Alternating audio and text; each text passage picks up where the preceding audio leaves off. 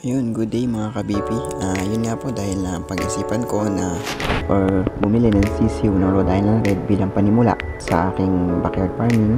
Although meron akong 3 Rhode Island Red, 2 hen at isang kak, naisipan ko pa rin bumili bilang panimula dahil ako'y medyo nababagalan. So bago po ang lahat ay napagdesisyon ako muna na gumawa ng kanilang kulungan. By the way nga po pala, sa mga naghahanap ng property located sa silang Amadeo, Alfonso, Indang, Magallanes ay kami po ang aming grupo ay tumutulong sa mga naghahanap ng property investment located dito sa silang or sa mga part po ng Cavite na aking nabanggit. Message na lamang po ako at as of now may mga listings po kami na available. Yun ang so bali makikita nyo po dito sa video na to na yun, hindi ko po siya nagagawa pero putol po yan, so hindi ko may papakita dyan yung part na nabubungan ko sila and all, and yun na nga po.